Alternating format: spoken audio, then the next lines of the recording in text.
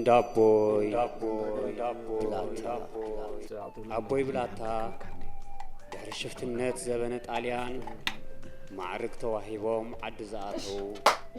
ዓድን ጎደቦን ዘዛረቡ ዓርጣም ጎበዝ ነይሮም ሎሚ ሽምግልና ተጻዒንዎም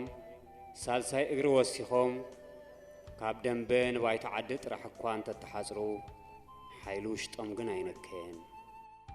ክኢላዮም ንዘረባ ተደለዩ ይቐድዋ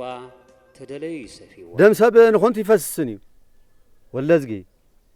ካብ ወስ ምባል ዝርከብ ነገር ተሃልዩ ነገር እንደምን እዩ ወስ ምባል ከዓ ጌብካ ኢኻ ንነገር ካብ ስራን ጨንፈራን ይፈትሕዋ ለባም መካር ምኩርን ተሰማዕን ኣቦዮም ሕኑቕ እንታይ ውፅእ ዓፍራኢ ነገሩ ምሩፅ ኣይሓድግን ካብ በለ ወልደዝግውን ዘለዎ ካብ ዘይብሉ እቲ ዳኛ ዝፈረዶ ዓዲ ኢዳ ተሓወሰት ግርም ኣይኮነን ግን ባዕሊ ክኾሕሰ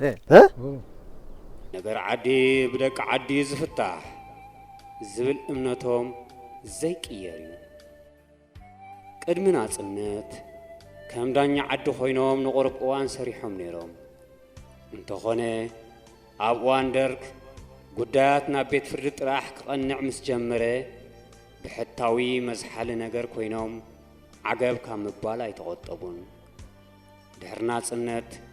ምስ መቓም ከምኡ ቤት ፍርዲ ምስ ዕቤቶም ተራእዩ ኣማኻሪ ኮይኖም ጉዳይ ዓዲ ኣብ ምፍታሕ እጃሞም ከበርክቱ ጀሚሮም ኣቶ ብላታ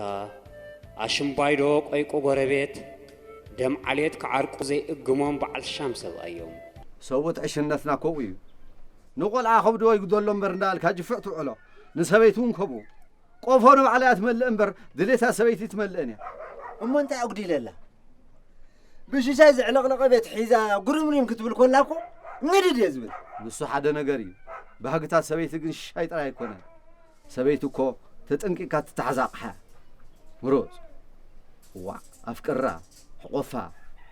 እቲ ካልእ ቀለብ ድማ ኣይተውሕደላ ኣያ ብላታ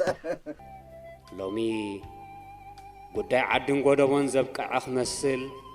ኣብ ቤቶም ብዘይተጸበይዎ መንገዲ ቂምታን ቅርሕንትን ኣትዩ ተሓረዶ